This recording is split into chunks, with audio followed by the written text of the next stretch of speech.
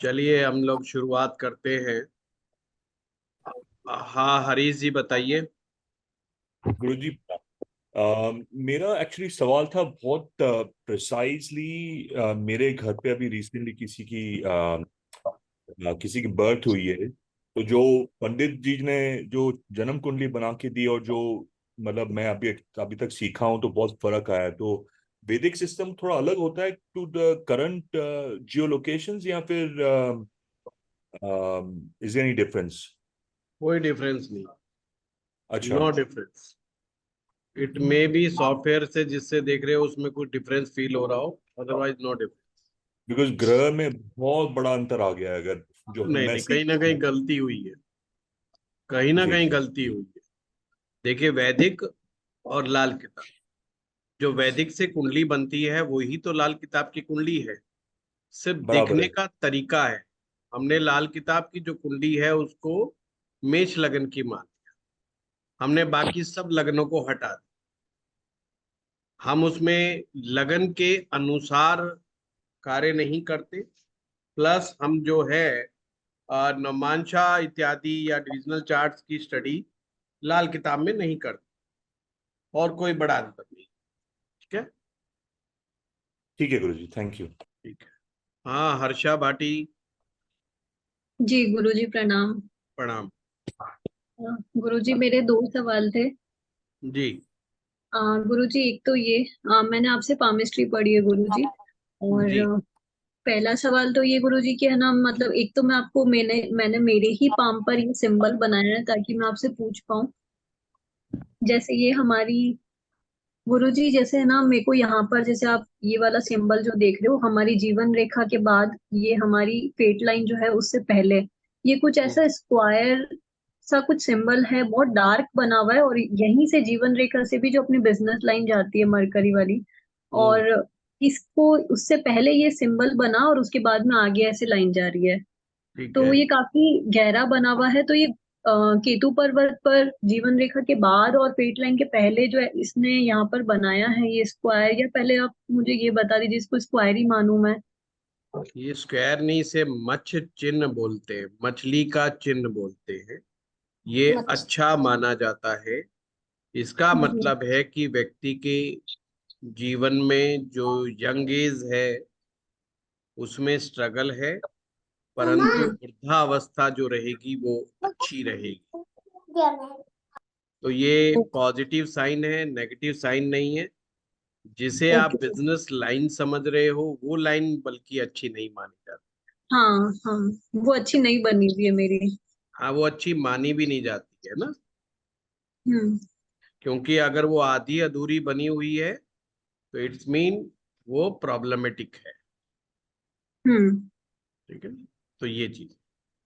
और दूसरा सवाल गुरुजी, जैसे कि हमने फेलेंजेस पे पढ़े थे कि हमारी friendly lines and enemy lines होती है, तो मेरा क्वेश्चन ये कि जैसे ये जो फेलेंज है तो इसके बीच में जो अपनी रेखाएं बनी हुई होती है, ये कभी कभी किसी की बहुत ब्रॉड होती है, दो दो तीन तीन रेखाएं, कभी सिंगल होती है, और इनके ऊपर भी मैंने मोल देखे, जैसे मेरा ही सन फिंगर पर मोल आ रहा है यहाँ फर्स्ट फेलेंज की जो लाइन होती है उस पर।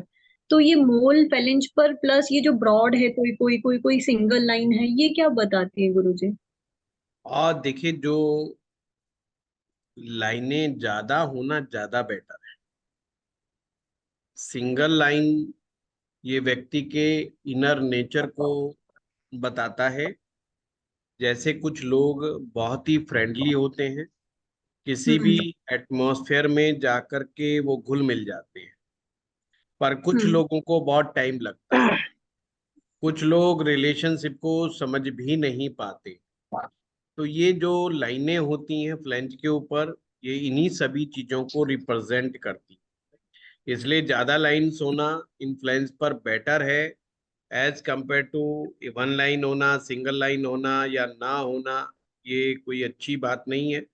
ये हाथ में जितने भी साइन होते हैं या चीजें होती हैं, ये सभी हमारे आंतरिक स्वभाव को रिप्रेजेंट करते हैं। जी गुरुजी। हमारे ब्रेन में चलने वाली क्रिया प्रतिक्रिया इनको रिप्रेजेंट करती हैं। ये लाइनें बनती भी हैं, ये लाइनें बिगड़ती भी हैं। इन्हें कुछ भी हो जाता है, पर बहुत स्ट्रांगली अगर मेंशन है ये लाइनें, खास करके वर्टिकल्स लाइन, तो इसका मतलब है उसका स्वभाव बदलने वाला नहीं। वो जैसा था वैसा का वैसा है। जैसे कुछ लोगों को कहते हैं तू जवानी में जैसा था बुढ़ापे में भी ऐसा ही है, स्वभाव को लेकर के, कि तू पहले भी खुश मिजाज था, आज भी बड़ा खुश मिजाज है ना। तो पहले कुछ को कहेंगे अरे यार तू पहले तो बहुत बढ़िया था, ये अब तुझे क्या हो गया है, लगता है तू घर परिवार से खुश नहीं है, लगता है तुझे कुछ प्रॉब्लम है। ये सब चीजें इसके अंदर देखी जाती तो गुरुजी जिनके सिंगल लाइन या फिर कम लाइंस होगी वो जल्दी से घुलते मिलते भी नहीं है। मिलते मिलते नहीं है, या बहुत जल्दी डिसीजंस मेकिंग नहीं ले पाते हैं उनको, बहुत तरह के फियर्स उनके बैक ऑफ द ब्रेन में चलते रहते हैं। जी गुरुजी, और ये जो मोल आ रहे हैं, जो तिल आ रहे हैं लाइंस पर। इसकी इसकी ज्यादा परवाह बिल्कुल मत करो, क्योंकि इसका कोई स्पष्ट आधार नहीं है। कई बुक्स में कुछ लिखा है, किसी में कुछ लिखा है, जी। तो मेरे हिसाब से कोई बहुत इसका कोई पुख्ता सबूत नहीं है। ओके अदरवाइज गुरु। सन फिंगर के ऊपर मोल को अच्छा नहीं माना जाता है, कभी हम्म। कभी वो बदनामी का कारक भी माना जाता है। बट मैं हम्म। इस पे बहुत बिलीव नहीं करता हूँ, इस चीज पे जरूरी नहीं। और अगर अपन अंगूठे की बात करें गुरुजी, तो जैसे है ना, बहुत सारी वर्टिकल हॉरिजॉन्टल लाइंस गहरी गहरी बनी हुई है। जैसे फैलेंज तो हमारे तीन ही होते हैं आपने बताया, बट बीच में ना सर यहाँ पर ना बहुत सारी हॉरिजॉन्टल लाइन गहरी गहरी है, छोटी होना छोटी है, छोटी चाहिए, छोटी। हर्षा, ये होनी चाहिए। हमारा जो ये अंगूठा है ये 3 फ्लेंज में पार्ट्स में डिवाइड है। इच्छा हम्म। शक्ति, तर्क शक्ति, शक्ति। फिर है काम शक्ति। हम्म। काम शक्ति या तर्क शक्ति, हम्म। तर्क शक्ति पर मतलब जिस फ्लेंज के ऊपर भी ये लाइंस होंगी, ये उसी चीज को डोमिनेट करना शुरू कर देती हैं, मतलब उसको बढ़ा देती। जैसे शुक्र ओके। के ऊपर यानी कि लास्ट के फ्लेंज के नीचे अगर लाइनें नहीं हैं, तो व्यक्ति का अपने परिवार के प्रति बहुत ज्यादा मोह नहीं होता। जैसे कुछ लोग होंगे, देखते होंगे टूरिस्ट टाइप के लोग होते हैं, महीने भर कहीं चले गए, फिर 2 महीने के लिए कहीं चले गए, फिर 10 दिन में मतलब बैग बैग उनका पैक ही रहता है। पर कुछ लोगों को 3 दिन भी 6 महीने में जाना पड़ जाए तो उनको घर की बड़ी याद सताने लग जाती है। तो ये सब चीजें इमोशंस लेवल को बताती हैं। हाथ एक हमारा मिरर है, हमारे ब्रेन का मिरर है, हमारे नेचर का, हमारे स्वभाव का मिरर है। जो आपके दिमाग में चल रहा है, जो आपके मन में चल रहा है, जो आपके शरीर में चल रहा है, वो सब आपके हाथ पे रिफ्लेक्ट होने वाला है, या हो चुका है, या होने वाला है। इसी से हम लोग समझते हैं किसके साथ चल क्या रहा है। हस्तरेखाओं में बस एक यही है कि बहुत ज्यादा ये फ्यूचरिस्टिक साइंस नहीं है, और इंडिया टोटल अब फ्यूचरिस्टिक हो गया है। अभी जो नई जनरेशन आई है ये टोटल फ्यूचरिस्टिक है। ये इतना बिलीव नहीं करती है कि समझाने में। दो ही तरह की इस समय ऑडियंस है, या तो फ्यूचर का प्रेडिक्ट कर दो, या चेंज कर दो सब कुछ। और दोनों ही हाथ में कुछ पॉसिबिलिटीज नहीं बनती है, संभावना नहीं बनती है। चेंजेस आते हैं तो वो भी स्लो आते हैं, क्योंकि जो भी नेगेटिव लाइन बनी है हाथ में, ठीक होने के लिए उसको रिमूव होना पड़ेगा। अब जब तक वो खत्म नहीं करोगे लाइन, तो कैसे होगा। और खत्म करने की जो टेक्निक है, उसके अंदर इंसान को बदलना पड़ता है, और बदलने को कोई तैयार नहीं। वो कहता है पिछले जो मैंने कर्म किए उसका तो मुझे पता ही नहीं है, तो उनको तो मैं मानता नहीं। इस समय जो मैं उल्टे कर्म कर रहा हूं वो मेरे चलते रहने चाहिए। उपाय बता दो कि प्रॉब्लम नहीं आनी चाहिए, दुख मेरे जीवन में नहीं आना चाहिए, जो कि जीवन की फिलॉसफी ही नहीं है। पिछला भी मिलेगा, अब जो कर रहे हो वो भी मिलेगा, गड़बड़ जो करोगे फंसोगे। सिंपल सी बात है। ये जो विद्याएं हैं, चाहे पामिस्ट्री हो चाहे लाल किताब हो, स्वयं को समझने की विद्या है, कि तुम समझो कि तुम क्या हो, तुम्हें परमात्मा ने ऐसा क्यों बनाया है, और अपने आप को समझ करके अब प्लान बनाओ कि मुझे जिंदगी में कैसे चलना है। एक व्यक्ति है जिसको म्यूजिक में बड़ा आनंद आता है, म्यूजिक बड़ा अच्छा कर भी लेता है, पर उसको मशीनों में मजा नहीं आता। अपने आप को समझने के बाद इस साइंस से उसको डिसाइड करना चाहिए कि मुझे तो फिर म्यूजिक के आगे सीखना चाहिए या म्यूजिक में ही आगे आना चाहिए। तो उस चीज को डिसाइड नहीं कर पाते हैं और वो लोगों के कहने के अनुसार चल जाते। समझदार इंसान वही है जो अपने आप को समझे, प्रेजेंट में जो उसको मौका मिल रहा है, जो अवसर मिल रहा है, अगर वो अवसर उसके पैशन को लेकर के, जहां पे उसके पैशन की पूर्ति होती हो, उस मौके को तुरंत लपक ले। तो जो व्यक्ति अपने पैशनेट सब्जेक्ट के साथ रहेगा, जो व्यक्ति अपने पैशनेट सब्जेक्ट के साथ रहेगा या अपने पैशनेट फील्ड में रहेगा, वो पूरी लाइफ एंजॉय करेगा। अब मैं ये नहीं कहता कि वो मैटर पैसा कितना कमाएगा नहीं कमाएगा, मैं उसको तो नहीं कहूंगा, बट एंजॉय डेफिनेटली करेगा। करोड़ों रुपए कमाने वाले की अपेक्षा वो बेटर लाइफ को जिएगा और एंजॉय करेगा, क्योंकि वो उसका पैशनेट सब्जेक्ट है और पैशनेट फील्ड है। ठीक है ना? ठीक है। धन्यवाद गुरुजी। हाँ अभिषेक जी। सर नमस्कार। नमस्कार। सर लाल किताब का एक कंसेप्ट है कि केतु अगर पहले घरों में हो, राहु बाद के घरों में हो तो शनि जो है ना, शनि खराब होता है, या इस तरीके का सर कई सारा कंसेप्ट है। तो इसका सर लॉजिक समझना था कि क्या है। देखिए, किसी भी एक चीज को देखने के लिए, चाहे वो लाल किताब हो चाहे वैदिक, 3 से 4 टेक्निक दी हो, पर स्टूडेंट को बिल्कुल कंफ्यूज नहीं होना चाहिए। जरूरी नहीं है कि वो चारों टेक्निक जो है लगा दे। चारों टेक्निक लगाओगे तो कंफ्यूज हो जाओगे। एक टेक्निक कोई भी पकड़ लो।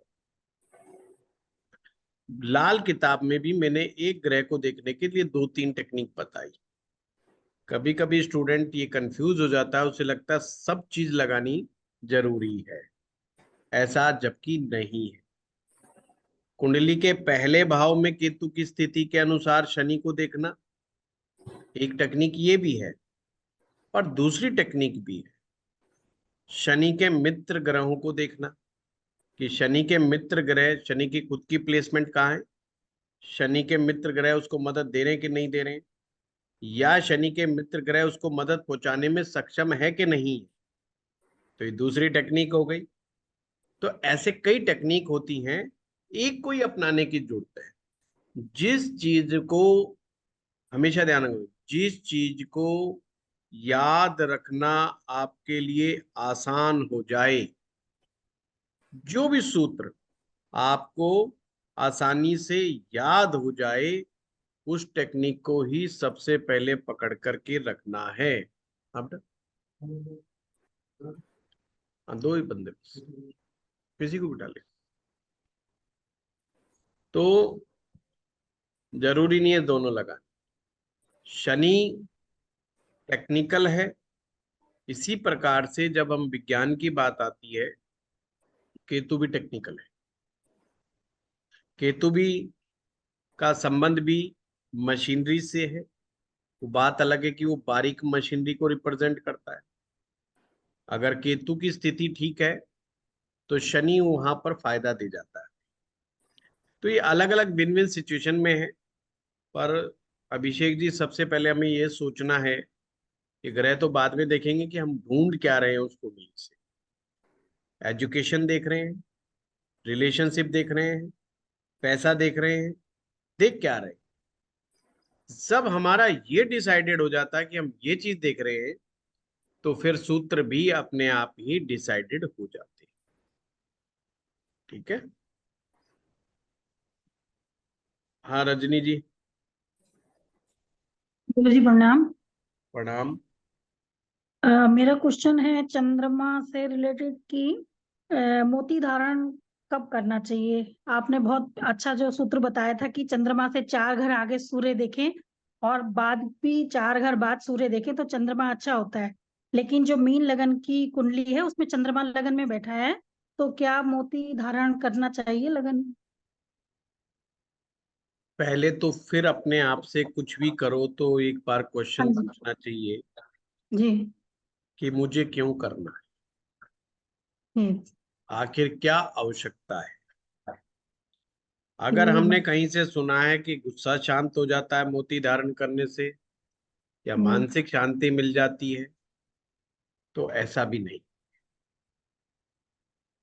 ये मोती मानसिक शांति जब देगा जब चंद्रमा सिचुएशनली आपको किसी कारण से शांति देने के लिए तैयार हो।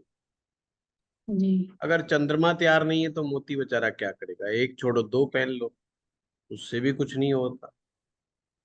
तो हमें ये क्लियर करना है कि कौन सा पत्थर क्यों पहनना है, ऑब्जेक्टिव क्या है, जी फिर हमें समझना होगा, फिर काम करेगा। मोती का कोई साइड इफेक्ट ही नहीं है, फिर चिंता करने की जरूरत नहीं है। लगन में बैठे थे, चतुर्थ भाव में बैठे थे, सप्तम में बैठे, पहन लो। समझ में आ गई बात। जी मोती को पहनने के पीछे कोई साइड इफेक्ट नहीं है। महिलाएं जीवन में कभी भी बिना किसी से कुंडली दिखाए मोती धारण कर सकती है, चाहे वो किसी लगन में हो, जी चाहे वो किसी भी राशि की। तो देखो कितना प्यारा सूत्र दे दिया। जब भी मोती पहनने का मन करे महिलाओं को खास करके, तो एक पैसे की भी टेंशन लेने की जरूरत नहीं है। चलो बहुत अच्छा, ठीक है ना। बहुत शुक्रिया। हाँ जी, बंदे धन्यवाद को गुरु जी। जरूर सोचना चाहिए। कभी कभी कभी कभी मोती धारण करने के साइड इफेक्ट होते हैं, वो मोती के नहीं होते, वो आपके चंद्रमा की स्थिति के होते हैं। अगर गलत स्थिति में कहीं बैठा है ऐसी वैसी जगह, मान लो दिमाग पे आपने कहा लगन में बैठा है, जी तो दिमाग पे बैठा हुआ चंद्रमा तो आदमी को और ज्यादा भावुक बना देगा। दिमाग में इमोशंस का लेवल और मतलब और थॉट्स ऐसे पैदा कर देगा। वैसे ही बैठा हुआ चंद्रमा जी जी आदमी जी यही पूछना क्या था क्या आपको। चीजें सोच पैदा कर देता है। और ऊपर से आपने मोती धारण कर लिया तो ये तो और भी गड़बड़ हो जाएगा। तो हमें देखना है कि वो कहाँ पे इफेक्ट अच्छा करे। ऐसा तो नहीं कि बंदा जो पहले कर रहा था और ज्यादा हो जाए। चंद्रमा इंसान को डे ड्रीमर बनाता है, कल्पना प्रिय, इमेजिनेशंस के वर्ल्ड में लेकर के चला जाता है। तो अगर वो ज्यादा इमेजिन वर्ल्ड में रहेगा तो काम कब करेगा, हो गई ना समस्या ये। ठीक है। तो पहनने को पहन सकते हैं, और रजनी जी कोई जी वैसे धन्य- साइड इफेक्ट उसका नहीं होता। फिर भी पुरुष को देखने की ज्यादा जरूरत है। अच्छा महिलाओं का ही ठीक है, धन्यवाद गुरु। मुक्ता हार जो नाम महिलाओं के लिए ही तो था। हम पहले महिलाएं मुक्ता हार के लिए लड़ाई लड़ती थी। आजकल हीरे का हार हो गया, फिर पहले सोने का हार होता था, उससे पहले मुक्ता हार होता था। तो मुक्ता हार का मतलब ही मोतियों का हार। जी अब मोती इतना सस्ता हो गया, उसके लिए कौन झगड़ा करे। हाँ जगदीश जी।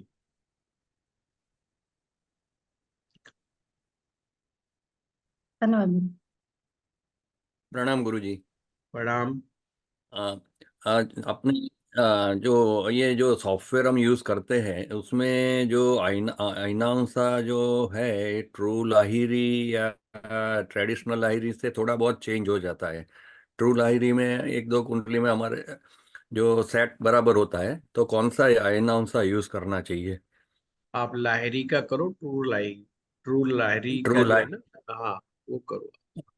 और दूसरा एक क्वेश्चन जो आपने D27 में बोला कि जो ग्रहों का स्ट्रेंथ उसमें और D9 में उसमें क्या फर्क, कब D27 देखना चाहिए जो स्ट्रेंथ के लिए, और D9 में कब? D9 का जो पर्पस है वो थोड़ा सा डिफरेंट है।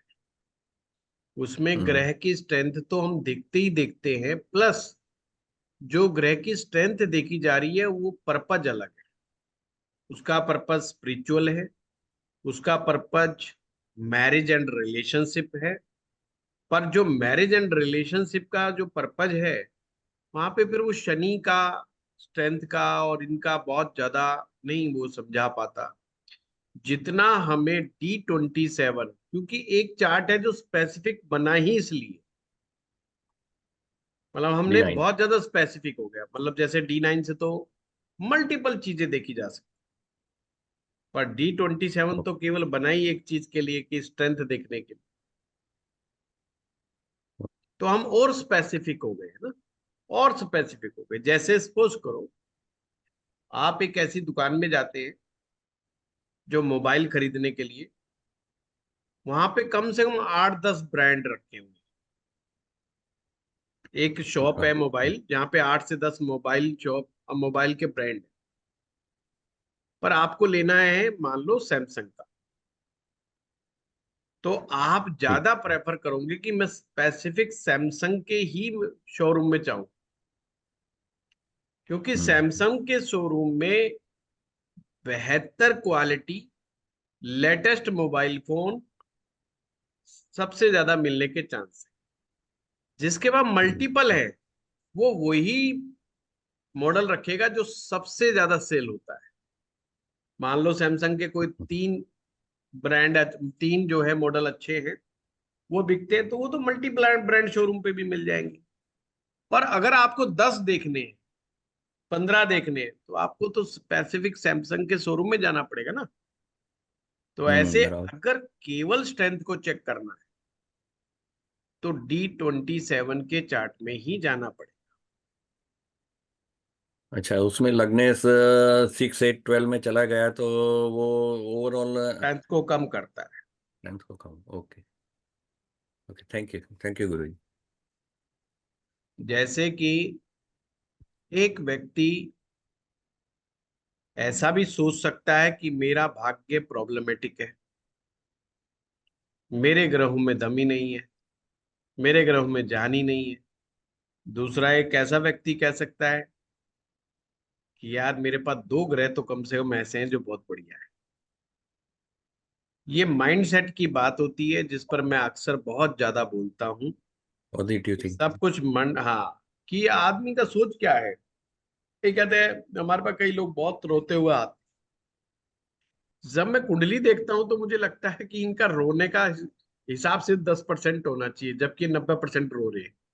80% ये खामखाई रो रहे हैं, वेस्टेज कर रहे हैं अपने आंसू। इतनी आवश्यकता नहीं है जितने चिल्ला रहे हैं, इतना इनको दुख है नहीं। पर मन का लालच ऐसा है कि इनको लगता है कोई जड़ी बूटी है, वहां पे जाएंगे मिलेगी संजीवनी बूटी और एकदम से हनुमान जी बन करके पहाड़ उठा के भग लेंगे। ऐसा नहीं होता है।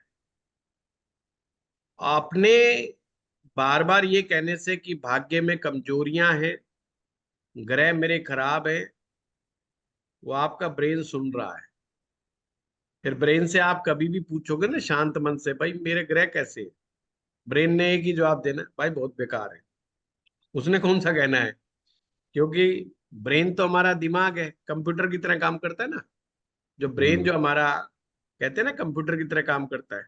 और कंप्यूटर का सिद्धांत है गीगो इन गीगो आउट, नहीं garbage, sorry garbage in garbage out. तो गीगो का सिद्धांत है, तो कूड़ा करकट डालोगे, कूड़ा करकट ही बाहर निकाल के दे देगा कंप्यूटर।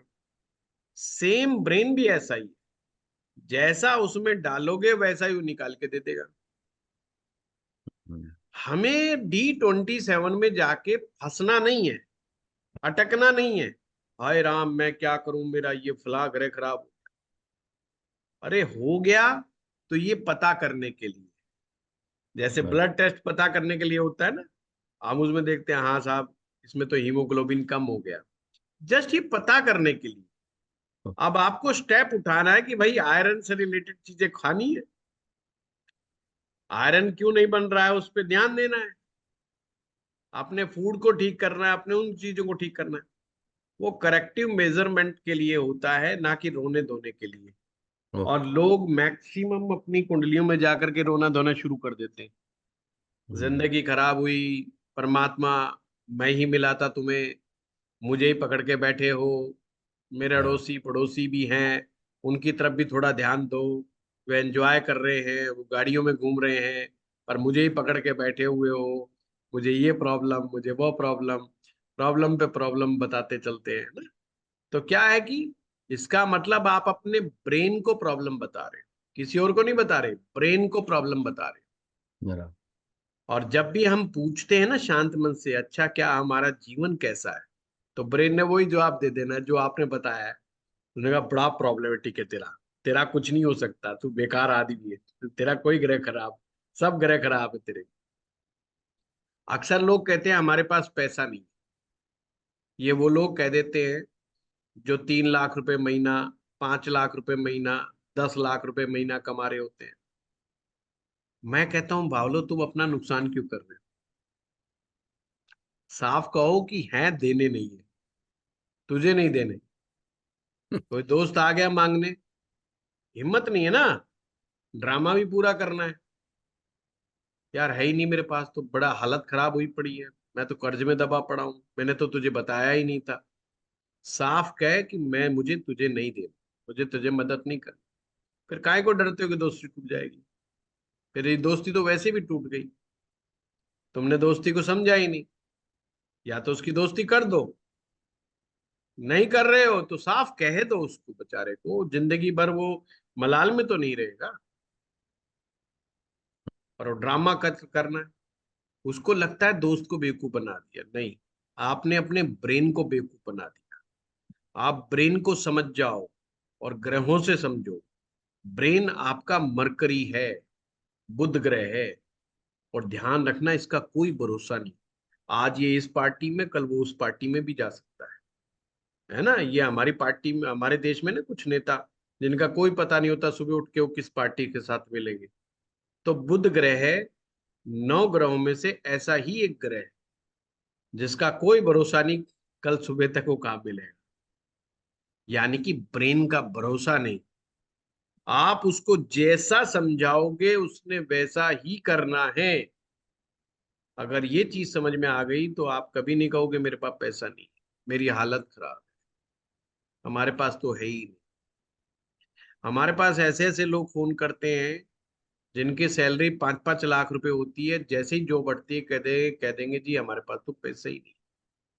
अरे भाई 20 साल से कमाई तो रहे थे, करोड़ों रुपए लगा करके बैठे हुए हो, बैंकों में रख के बैठे हुए हो, एक महीने की सैलरी ना आने से आपको ऐसा लग, जबकि 3 महीने के नोटिस पीरियड पे बैठे हुए हो, पैसा तुम्हें मिला ही होगा और तुम्हें कोई क्राइसिस नहीं। अगर ये कह दो कि क्राइसिस है तो कह दो लो ज्योतिषी खराब है, क्राइसिस तो है ना, नौकरी हटी है अभी भी 15 दिन पहले। तो वो प्रॉब्लम बहुत ज्यादा है। तो ये लोग है ना, दूसरे का कभी नुकसान नहीं कर पाते, ये हमेशा ध्यान रखें। ये खुद का ही ब्रेन को बेवकूफ बना रहे हैं और इनको पता नहीं ब्रेन कौन है। ये दूसरी पार्टी में जिस दिन जाके बैठ गया ना, वो गरीब बना के छोड़े। इसीलिए तो बुध ग्रह को व्यापारी ग्रह कहते हैं।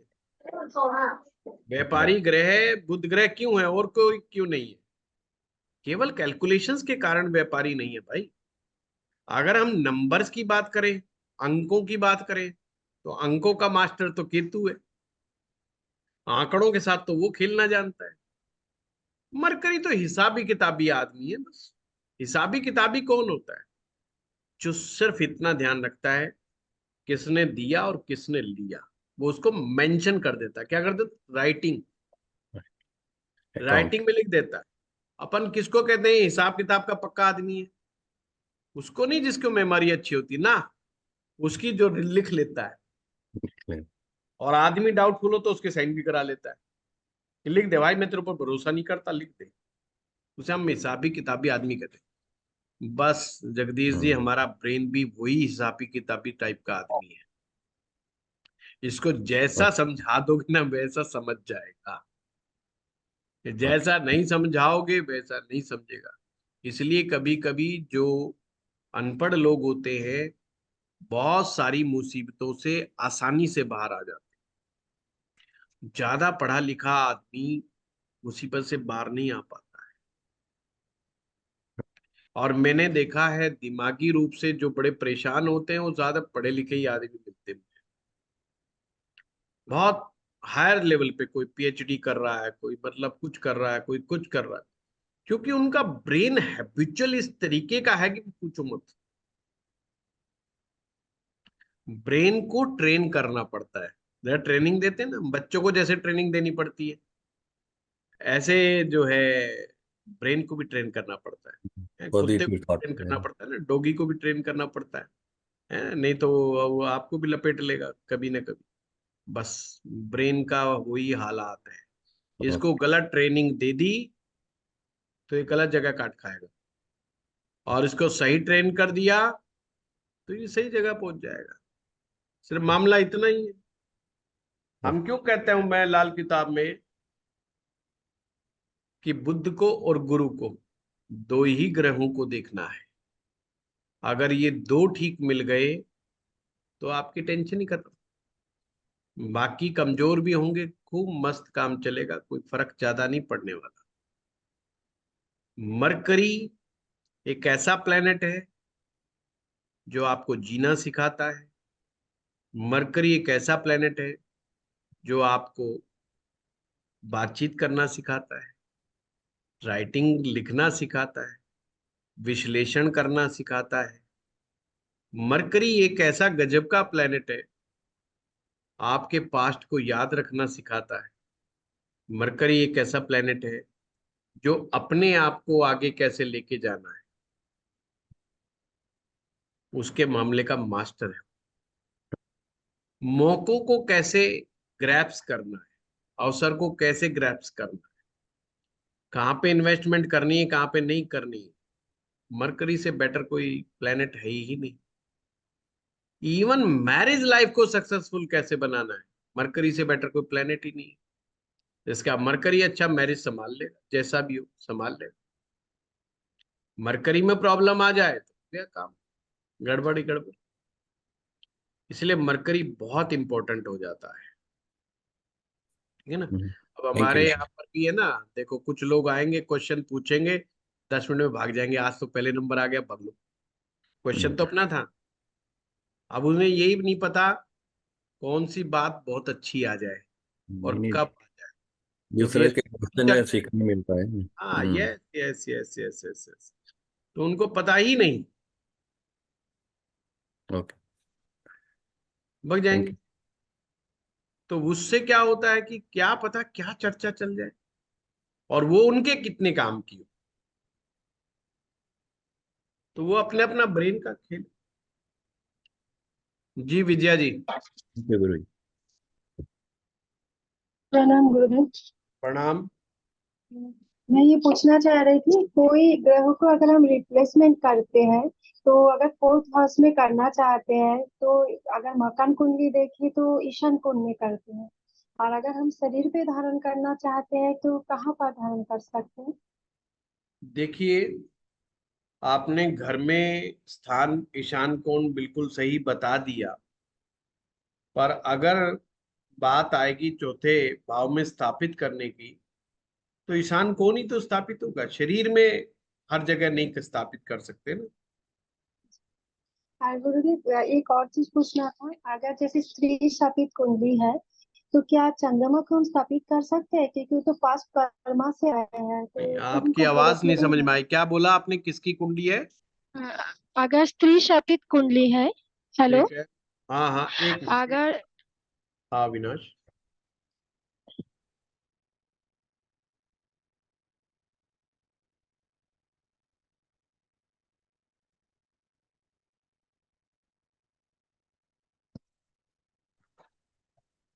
हाँ विजया जी, स्त्री श्राप की कुंडली है वो। तो वो हमारे पास्ट कर्मा से आते हैं, तो उसी ग्रहों को क्या हम 1 साल के लिए कहीं स्थापित कर सकते हैं? नहीं नहीं, ये श्राप वगैरह ऐसे नहीं कर सकते। जी, उसी को पूछना था। थैंक यू गुरुदेव। हाँ, और किसका नंबर है? शोभा गुप्ता जी। जी प्रणाम गुरुजी। प्रणाम। हाँ, जैसे अभी आप बता रहे थे कि लग्नेश देखना है D27 में, और बुध भी इम्पोर्टेंट है, अगर बुध 4th हाउस में है तो फिर वो मतलब अच्छे रिजल्ट देगा या नहीं? शोभा जी, ये मैंने D1 के लिए बताया, बुध देखना है, ये अच्छा। D27 के लिए। वो चैप्टर तो अच्छा जो ही व्यक्ति का क्वेश्चन पूरा हो जाता है तो समझो क्वेश्चन भी उसका खत्म, अब नई चीज चल रही है। जी। तो मतलब कि अगर जैसे बुध अगर वो मतलब 11th हाउस के लॉर्ड हैं और 4th हाउस में है D27 में, तो वो मजबूत हुए या नहीं? ये शोभा जी, ये तो आपको देखना पड़ेगा ना। जी अब जी। बुद्ध को देखने की कितनी टेक्निक्स हैं, बताओ मैं कैसे बता दूं? क्या वो हम्म। अकेला बैठा है? हाँ वो क्या अकेला वो, है।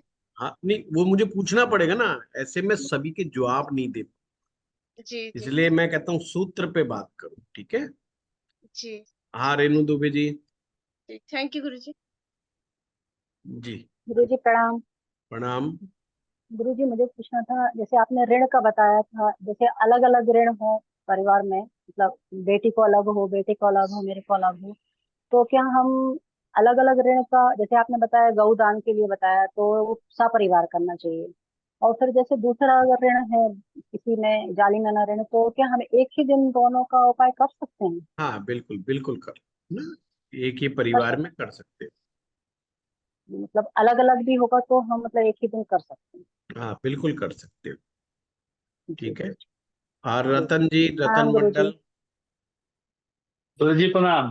प्रणाम। गुरु जी मैं आपसे मैं बेसिक कोर्स लिया हूँ, वो ऑलमोस्ट कंप्लीट हो गया है। तो अभी एडवांस लेना चाहता हूँ, वो लूंगा मैं अभी आपसे। ठीक है। 3 क्वेश्चन है मुझे, तो वो मैं आपसे जानना चाहता हूँ। जी जैसे तुला लगन में तीसरे या छठे का स्वामी बृहस्पति होता है। अगर वही बृहस्पति 10वें स्थान में बुध के साथ बैठ जाए, तो क्या बृहस्पति खराब हो जाता है? बृहस्पति, पहले तो देखा जाता है इसका रोल क्या है। तो तुला लगन में बृहस्पति का रोल पॉजिटिव नहीं होता। जी समझ में आ गई बात? अब वो जी। जिसका रोल पॉजिटिव नहीं है, मतलब वो आपके चार्ट के लिए नेगेटिव प्लेनेट हो गए। आप सूत्र समझ लो, नेगेटिव प्लेनेट अगर आपके पॉजिटिव प्लेनेट के साथ बैठ जाएगा तो वो पॉजिटिव की भी के अंदर कमजोरियां पैदा कर देता है। अच्छा जी। ठीक है। तो वो बेचारा बुध को भी फंसा के बैठा देता है, बुध को भी बहुत ढंग से काम नहीं करने देता। अच्छा है। ठीक है। अब हाँ, जहां तक दूसरी बात प्रश्न है, था। जहां तक बात है कि गुरु खुद कैसा होगा, उसको फिर नवमांश चार्ट में देखना होता है, या एक चार्ट होता है D27, उसमें अच्छा जी। जाकर के देखो कि इसकी स्ट्रेंथ कितनी है जुपिटर की। अच्छा जी। वो आपको ठीक है। एडवांस में सीखने को मिलेगा। अच्छा जी। तो दूसरी क्वेश्चन था सर, जैसे कि सेकंड हाउस में चंद्रमा वृश्चिक राशि में नीच बैठा हो, और वही हाँ बृहस्पति का अगर पंचम दृष्टि चंद्रमा पर पड़ती हो, तो क्या चंद्रमा थोड़ा बल मिलता है, और उसका केंद्रुम योग जो होता है वो क्या भंग हो जाता है गुरु जी? केमदुर्म की तो टेंशन ही मत पाला करो। केमदुर्म तो चंद्रमा से केंद्र में कोई ग्रह हो तो केमदुर्म योग भंग, कोई ग्रह देखता अच्छा हो तो केमदुर्म के भंग होने के बहुत रास्ते हैं। मतलब मुश्किल से 2 या 4% ही लोग फंसते होंगे जो केमदुर्म के कारण फंसते हैं, अदरवाइज कोई नहीं फंसता। अच्छा जी। तो उसको बहुत तो ज्यादा था। टेंशन मत पालो। अच्छा जी गुरु जी। थर्ड जो लास्ट क्वेश्चन था गुरु जी मेरा, अष्टम में जैसे मंगल है, चंद्रमा हम्म। की दृष्टि मंगल पर भी पड़ता है, मंगल की दृष्टि भी चंद्रमा में पड़ता है। वो तो एक तो दूसरे का जैसे, पड़ेगा। हाँ जी, तो क्या यहाँ पे जो मंगलिक जो योग बनता है, क्या उसमें कुछ कमी आ जाती है चंद्रमा की दृष्टि से? ना नहीं, उल्टा बढ़ जाता है। उल्टा पड़ जाता है। अच्छा जी। जैसे कि मैंने आपका दूसरा वीडियो भी देखता हूँ लाल किताब का, लाल किताब का ज्यादा मुझे तो समझ है ही नहीं है। लेकिन आपने मुझे एक बताया था कि 9th में अगर शुक्रदेव हो तो मंगल जो बद हो जाता है। जी तो इस कुंडली में जो है शुक्रदेव और सूर्य के साथ जो 9th में जो जुति बना के बैठा है, तो यहाँ पे मंगल बद गिना जाएगा? देखो, दो चीजों को एक साथ कभी मिक्स मत करो।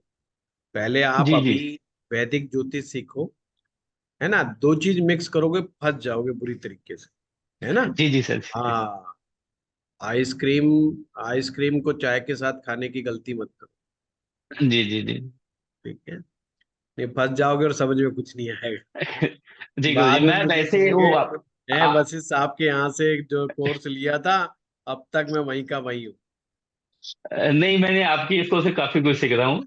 ठीक है। नहीं देखो, हम तो ये दावा हाँ, करते हैं कि हमारा आधा कोर्स कंप्लीट नहीं होता उससे पहले बंदा जो है चीजें पकड़ना शुरू कर देता है। ये मेरा जी दावा जी है जी। हाँ है जी, ना। बिल्कुल, ये तो सही है दावा जी। सिर्फ वही लोग ऐसा नहीं कर पाते जो आइसक्रीम और चाय साथ साथ कर रहे होते। अगर कोई जी मुझे गुरु। आधे कोर्स कंप्लीट होने के बाद मुझे कहता है जी मुझे ये चीज समझ में नहीं आई, या उसका क्वेश्चन है समझते ही मुझे समझ में ला जाता है कि इसको नहीं कद्दू समझ में आया, तो मैं समझ जाता हूँ ये चाय भी साथ में पी रहा है और आइसक्रीम भी साथ में खा रहा है। तो अगर कोई वन साइडेड होकर के काम कर रहा है तो डेफिनेटली मेरा कोर्स 50% एंड नहीं होता, उससे पहले वो बहुत सारी चीजें समझ चुका होता है, कुंडली को पकड़ चुका होता है। ठीक है। मैं चलिए। एडवांस खत्म के बाद ही लाल किताब लूंगा मैं। ठीक है, पहले हाँ एडवांस ये खत्म गलती, करते हैं। हाँ पहले अब उसको समझो और समझो, अभी जल्दबाजी ना करो। कौन सा अपने को जी तीन जी। महीने का क्रैश कोर्स के ज्योतिषी बनना है। नहीं नहीं। ये ध्यान जी जी रखना जी। रतन, 3 महीना 6 महीना कोई क्रैश कोर्स कितना मर्जी कर लो, ज्योतिषी कोई नहीं बनता, ये जी समझ जी, लो। ये तो सालों लग जाते हैं। 3 साल मिनिमम देना ही पड़ेगा, 5 साल लगेगा ही लगेगा। और ढंग का एस्ट्रोलॉजर बनना है तो 10 साल उसको पे करना पड़ेगा। एक डॉक्टर जी की बनने की यात्रा और एक ज्योतिषी बनने की यात्रा बिल्कुल बराबर की है, और जी उतना ही मेहनत करना पड़ेगा। अगर वो सोच रहा है मैं जी इधर उधर से टोटके उठा करके या मंगल यहाँ बैठा है यहाँ बैठा सीख जाऊं, बिल्कुल नहीं सीखेगा। जब मर्जी फंस के खड़ा हो जाए, जब मर्जी। क्योंकि हर जी आदमी सर। की कुंडली एक जैसी तो नहीं, भगवान ने सबकी कुंडली अलग अलग बनाई है, जी सबके अलग अलग बनाई है, हर केस अलग अलग है। 2 मिनट के अंतर पर भी कोई पैदा हो गया तो उसके डिविजनल चार्ट्स बदल दिए उठा करके। जी सर। देखने में लग रहा है ये तो 7 के बराबर है, पर दोनों की लाइफ अलग है, क्योंकि वो जी छिपा हुआ राज तो उनके डिविजनल चार्ट्स में। जी। तो वो छोड़ो, उसकी परमात्मा की साइंस जो है समझ नहीं पाती, वो नहीं, मैं अद्भुत। तो अभी तो स्टार्टिंग हो, टाइम लगेगा, एडवांस के बाद कुछ पता चलेगा ऐसे सब चीजों का। हाँ फिर आपको अपने आप रास्ता समझ में आएगा, है ना। जैसे जी अभी मैं मेडिकल एस्ट्रोलॉजी का कोर्स लेके आ रहा हूँ, पर जी जिन्होंने सिर्फ बेसिक किया मैं उनको लूंगा ही नहीं। मुझे पता है वो बेचारे परेशान हो जाएंगे। मैं जी शरीर की बात करूंगा, मैं डिविजनल चार्ट्स की बात करूंगा, वहां पर स्पेसिफिक डिविजनल चार्ट्स की बात करूंगा, मैं बीमारियां फाइंड आउट कर। और वो बेचारा पूछेगा ये छठा भाव का, तो पहले मुझे छठा भाव ही समझा दो। वहां छठे भाव की चर्चा तो नाम मात्र होनी है, क्योंकि हम जी बहुत वो एडवांस में लेवल पे जाकर के वहां पे बात करेंगे। तो बेसिक वाला बेचारा नहीं समझ पाए। जी और जी। बेसिक को लेकर के रतन मैक्सिमम लोगों के वहम है कि उनको बेसिक आता, मैक्सिमम को। बेसिक में भी कम। उनको लगता है कि 12 राशियां पढ़ ली, 12 भाव देखना समझ में आ गया कि ये पहला भाव ये दूसरा, बेसिक आ गया। मैक्सिमम लोग, हमारा स्टाफ बताता है, ये कहते हैं जी इनको बेसिक आता है। तो बेचारा स्टाफ रिकमेंड कर बेसिक। देता है, तो बेसिक आता है तो एडवांस में आ जाओ भाई। वहां जाके वो फंस जाते हैं बुरी तरीके से, अब उनको समझ में नहीं आ रहा होता बेसिक भी। फिर वो वापस आके जी बेसिक ज्वाइन करते हैं ऐप से। जी तो मैं तो पढ़ा नहीं रहा हूँ आजकल, पढ़ाए काफी साल हो गए। और जो ऐप जी पर जी। हमारा बेसिक अवेलेबल है ना, वो भी रतन 7 साल के बाद मैंने बेसिक पढ़ाया था। तो मुझे अच्छा मौका जी। ही नहीं लगा था बेसिक पढ़ाने का। एडवांस कोर्स ही इतने चलते जा रहे थे हमारे लाइव क्लासेस में, तो मुझे मौका ही नहीं लगा। तो ये कोरोना काल था, उसका बड़ा अद्भुत फायदा उठाया। जो मन में भड़ास थी मेरी बेसिक कोर्स के बारे में, वो खूब दबके निकाली। एक एक राशि पे इतना लंबा बोला मैं, तो बाद में मैं खुद ही हैरान होता हूँ कि अच्छा इतना भी हो सकता है क्या। तो सारा एक्सपीरियंस था और राशियों के ऊपर सारा दिया, और अद्भुत तरीके से देने का प्रयास किया। तो बहुत इसलिए वो डिटेल्स थोड़ा। में है आपका, बेसिक जो है बहुत डिटेल्स में है आपका। वही बेसिक कोर्स किसी ने अगर कर लिया अच्छी तरह से ना, वो आ जाएगा। उसमें काफी कुछ है आपका जो कोर्स है बेसिक का, वो बहुत कुछ है। नक्षत्र उसमें 27 भी है, उसके चार चार जो पार्ट है एक एक नक्षत्र का, वो भी सब कुछ उसमें मेंशन है। राशि का तो बहुत ज्यादा मेंशन किया है आपने, हर एक राशि का। हाँ मैं वही कह रहा हूँ कि मैंने अपनी तरफ से भरपूर प्रयास किया है, और उसका प्राइस भी मैंने बहुत कम से कम कर दिया, वो तो ताकि ना के बराबर है। ना के बराबर कोई बहाना ही ना मार सके। ताकि क्योंकि जी हमारे जी पास सब कहते हैं कि हमें बेसिक आता है, परंतु वो कहेंगे लें कैसे, लेना तो चाहते हैं, पैसे ज्यादा है, तो हमने मौका ही नहीं दिया। सब आते हैं एडवांस में, फिर बेसिक जो है। और एक बार तो मेरा एक ऐसा बैच चला जो बड़ा अद्भुत चला। मैंने एक कोर्स पढ़ाया था, आर्ट ऑफ प्रेडिक्शन। तो जी मैंने कहा भाई, जिस आर्ट ऑफ प्रेडिक्शन जो मेरा करेगा, ये वही करेगा जिसको बेसिक आता हो। तो हमारे स्टाफ जी ने बताया, और उसमें बंदे बहुत आए, 80-90 लोग थे कम से कम। 80-90 लोग आए उसको पढ़ने के लिए। तो मुझे लगा सबको बेसिक आता है बहुत ज्यादा। आप ये सोचिए, 7 क्लास पढ़ाने के बाद जब भी मैं क्वेश्चन पूछूं उल्टा क्वेश्चन, तो उनके बेचारों के वही बेसिक वाले। अरे भाई, बेसिक तो तुम करके आए हो। 7 दिन के बाद वो बेचारा बैच तंग हो गया, और उन्होंने कहा जी एडवांस तो बाद की बात देखेगी, पहले बेसिक कोर्स ज्वाइन करवाओ। तो भाई यार, बेसिक तो मैं पढ़ा ही नहीं रहा हूँ, और उस समय हमारी ऐप भी नहीं बनी थी। तो उन्होंने अच्छा स्पेशल जी रिक्वेस्ट पर बेसिक कोर्स आरंभ करवाया मेरा, एक्स्ट्रा क्लास। कि रात को आपकी होती है, हम दिन में पढ़ेंगे आप। तो दिन में मेरी 11 बजे भी क्लास होती थी, और वो फिर अच्छा मैंने बेसिक उनको पढ़ाया। आप ये देखिए, तो मैंने 2 बार बेसिक इस तरह से पढ़ा दिया। तो वो स्पेशल उन लोगों के लिए था। और कमाल की बात, उस बेसिक में 90 लोग से ज्यादा जो थे, मतलब जितने थे वो सारे ट्रांसफर तो हुए हुए, प्लस और भी लोग आ गए कुछ। उन्होंने अपने साथ वाले भी और ज्वाइन करा दिए। जैसे कोई कहीं इंस्टीट्यूट में पढ़ रहा था, 2 लोग पढ़ रहे थे, 3 लोग पढ़ रहे थे, तो आ, उन्होंने उनको भी ज्वाइन करा दिया इस जी। तरीके से। ठीक है। ये जो कोर्स है ये बहुत टाइम तक चलेगा, हर एक मतलब लाइफ टाइम चलेगा। ये जो कोर्स है इसमें काफी डिटेल्स है, अगर इसी को अच्छी इसलिए तरह मैं से बार कर बार लिया तो। रिकमेंड करता हूँ कि अब मैं चाहूं तो ऐसा बेसिक मैं अब चाह के भी नहीं पढ़ा पाऊँ, क्योंकि उस समय जी काफी टाइम फ्री था, माइंड एकदम फ्री था। एक पैसे का भी दबाव, प्रेशर, वर्क प्रेशर बिल्कुल नहीं था। तो वो जो जी धारा प्रवाह, और स्टूडेंट बहुत अच्छे थे, किसी ने मुझे डिस्टर्ब ही नहीं किया बिल्कुल भी। और बड़ा सपोर्ट किया उस समय लोगों ने, तो बड़ा अच्छा गया। हाँ, विनय तोमर जी। प्रणाम जी। प्रणाम गुरुजी। प्रणाम प्रणाम। सर जी, मैंने आपका बेसिक कोर्स लिया है ऐप से। जी सर, मैं उसमें पढ़ रहा था तो मेरा एक डाउट आया सर, कि जी। जैसे मैं अपनी कुंडली से पूछता हूँ सर, कि जैसे मेरा लग्नेश धनु लग्न का है, उसमें केतु बैठा है, और मेरा लग्नेश बैठा हुआ है 12वें भाव में गुरु। ठीक है। तो क्या सर मैं उसकी धातु पहन सकता हूँ, जैसे सोना होता है गुरु का? हाँ, पहन तो सकते। क्योंकि दुख भाव में बैठा हुआ है। नहीं, पहन सकते हो, पहनो पहनो। अच्छा, उसको बढ़ाएगा तो नहीं सर उसकी एनर्जी, ना, क्योंकि दुख अभी भाव में बैठा बेसिक बेसिक पढ़ रहे हो, तो अभी अभी उस बात में मत जाओ। अभी तो मेरी बात पे ही जाओ बस, कि पहन लो। है? जी जी। है ना, बढ़ाएगा घटाएगा कि भी मत ओके जाओ। Sir, okay sir. हाँ, सुमीर जी। Okay sir. नमस्कार थैंक यू गुरु सर। जी। नमस्कार। सर, क्योंकि हम लाल किताब कर रहे हैं, मेरे को 3 चीजों में छोटा सा कंफ्यूजन होता है। एक हमारी कुंडली है, जी। जो अच्छी भी हो सकती है, बुरी भी हो सकती है, किसी की हम्म, भी। उसके बाद हमारा वर्ष फल बनता है, जो वो भी अच्छा हो सकता है, बुरा हो सकता है। थर्ड कम्स आजकल जो एक गोचर का हवा कह लो या कुछ कह लो जी, बुध वक्री हो गया, शनि ये हो गया। So when we are following the Lal Kitab path, how much does the Gochar affects our predictions? और या बिल्कुल कुछ इसका ध्यान अभी नहीं देना चाहिए? पहली बात तो सुमीर जी, कोई भी कुंडली ना अच्छी होती है ना बुरी होती है। अच्छा और बुरा सिर्फ उस व्यक्ति की सोच है। कोई ये मान ले कि तेरी कुंडली बहुत अच्छी है तो उसकी बहुत अच्छी है, अगर उसके मान ले खराब है तो मान लेगा खराब है। तो ये उसकी सोच पे डिपेंड करता है।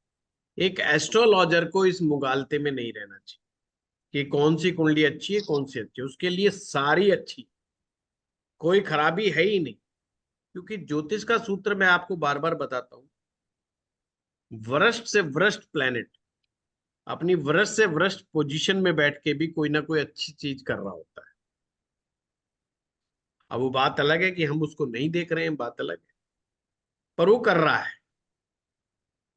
अगर व्यक्ति का मंगल नीच राशि में बैठ करके उसको साहस नहीं दे रहा लड़ने का, तो भगवान ने उसको दिमाग बहुत तेज दे दिया भागने का, कि भागना कैसे, फाइट से बचना कैसे, और फाइट हो जाए तो अपने आप को सेफ कैसे करना। ये परमात्मा ने उसके अंदर सॉफ्टवेयर बिल्ड करके भेज दिया है। वो ऐसे व्यक्ति आपको लड़ाई झगड़ों में मिलेंगे ही नहीं, उस जगह पे ही नहीं मिलेंगे। तो भगवान ने बचा दिया। अब ये सिचुएशन तो बड़ी वर्ष। अब आपकी बात पे अगर जब आप वर्षफल का सहारा ले रहे हो तो आपको गोचर का सहारा लेने की आवश्यकता नहीं। जैसे गोचर महीने टाइमिंग के हिसाब से काम करता है, उसी हिसाब से लाल किताब का वर्षफल भी काम करता है। हर महीने का एक सिचुएशन बनती है। जैसे वर्ष की कुंडली बनती है, ऐसे ही महीना कुंडली भी बनती है मंथ की, कि अब जुलाई लग रहा है तो जुलाई के मंथ में क्या होगा, प्लैनेटरी पोजीशन महीना कुंडली के हिसाब से क्या है, उसको आप ऐसे समझो कि वो आपकी गोचर की कुंडली समझो। अब गोचर की कुंडली का मतलब ये नहीं कि जो अभी आपको ज्योतिषी लोग बता रहे कि शनि वक्री हो गया है तो लाल किताब में भी शनि वक्री वहां पे मिलेगा, ऐसा कुछ नहीं, पर रिजल्ट आर सेम। जो हमारा नेटल चार्ट है वो हमारा पिछले जन्मों का हेर फेर का गणित है, कि हम अच्छे कर्म और बुरे कर्म कौन से करें, उसमें मेंशन है। उसके हिसाब से अंदाजा लगाना एक ज्योतिषी को, भाई बुरे कर्म कुछ ज्यादा बढ़ गए क्या, तो इसका मतलब थोड़ा इसको स्ट्रगल ज्यादा आएगा लाइफ। अब इसको अंदाजा लगाना है कि ये 5 साल बाद क्या करेगा, 10 साल बाद क्या करेगा। तो समझदार ज्योतिषी तो मेन पॉइंट को पकड़ लेता है कि क्या चीज इंसान की अच्छी हो और ग्रह बुरे भी हो, मतलब लोगों के अनुसार, तो भी व्यक्ति राइज करेगा ही करेगा। और बहुत अच्छे ग्रहों के साथ भी व्यक्ति की कौन सी ऐसी चीज है जो उसको दुख और परेशानियों में डाल के रखे। अगर वो चीज उसको सत्य के रूप में याद है ना, तो उसको प्रॉब्लम नहीं आएगी, तो पकड़ के बता देगा तू 5 साल बाद ये करेगा। अब मुझे अगर पता है कि एक व्यक्ति बड़ा पंक्चुअल है, वेल डिसिप्लिन्ड है, कोई बच्चा +2 में आके कहता है कि मुझे डॉक्टर बनना है, मेरे पास बायोलॉजी है, क्या मैं डॉक्टर बन सकता हूँ? पंक्चुअल है, हार्ड वर्कर है, बहुत फोकस्ड है, कुंडली में दशा देखने की जरूरत ही नहीं, एक पैसे की दशा देखने की जरूरत नहीं, मारक हो चाहे बाधक हो, कुछ हो, वो व्यक्ति डॉक्टर बनेगा ही बनेगा। दशा उसको 1 आध साल आगे पीछे कर सकती, समझ रहे बात को? ऐसा नहीं होगा कि नहीं कर पाए, कर देगा। पर अगर उसके पास पंक्चुअलिटी नहीं है, डिसिप्लिन नहीं है, फोकस नहीं है, अब चाहे पिताजी जेब में 1 करोड़ रुपए लिए घूम रहा है, एडमिशन तो दिला देगा, पर एग्जाम वो पास आगे नहीं क्लियर कर पाएगा, फंस जाएगा। तो ऐसे ही है। तो कुंडली कोई अच्छी और कोई बुरी नहीं होती है, सिर्फ ये देखो व्यक्ति की सोच, व्यक्ति की अप्रोच कैसी है। सोच और अप्रोच, आहार और विहार, ये ठीक है कि नहीं है?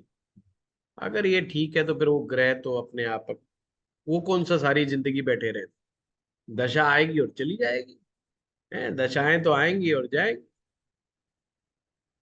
आपका खुद का स्वरूप नहीं चेंज होना चाहिए, और सर ये स्वरूप बात चेंज हो तो अपने के लिए चेंज हो, बेटर के लिए चेंज।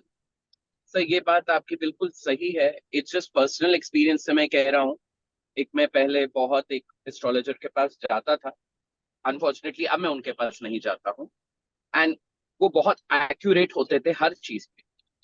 मेरे उनकी एक चीज पे बहस हो गई, because he always use to tell me कि तू इस डायरेक्शन में जा, और मैं हमेशा कहता था कि मुझे क्रिएटिव फील्ड में ही रहना है, नो मैटर व्हाट। उस चीज के अंदर एक मतभेद हो गया, एंड वी नेवर, एंड मैं उनको 10 साल के बाद जब मैं कभी मिला तो सही नहीं, मैं मना करते थे कि तू इसमें मत जा, तू कभी भी उस लेवल तक पहुंचेगा ही नहीं। देन ही सेड, क्योंकि यही बात जो आपने कही कि आपका विश्वास और आपका फोकस इतना स्ट्रांग हो गया कि आपने उसको ही तपस्या के रूप में ले लिया, तो आपने हर बाधा को पार कर लिया, even you had to struggle. तो ये मुझे लगता है कि सोच, और इससे क्या हम ग्रहों को कंट्रोल तो नहीं, मतलब ग्रहों से ऊपर भी हम जा सकते हैं। ग्रह से ऊपर नहीं जाना है, ग्रह से फाइट नहीं करना है, ग्रह को समझ करके अपना एक प्लान बनाना और वो प्लान को सक्सेसफुल करना है, ये हमारी जिम्मेदारी। ग्रहों के हम अधीन हैं और रहेंगे, पर ग्रह हमें फ्री विल बहुत ज्यादा देते हैं, बहुत ज्यादा मात्रा, मतलब जितने देने की जरूरत नहीं है उससे ज्यादा ग्रह देता है। हम ही अपने अंदर कोई परिवर्तन ना ला सके तो बात अलग है, वो एक अलग चीज है ना। जैसे आपने कहा कि उन्होंने कहा और मैंने कर दिखाया, अपोजिट में कर दिखाया, तो मुझे फायदा हो गया। ये अभी आपने कहा हाँ जी। एक ज्योतिषी की प्रेडिक्शंस एक बच्चे के मामले में कब पास होती, जो अपने आप को ना बदले।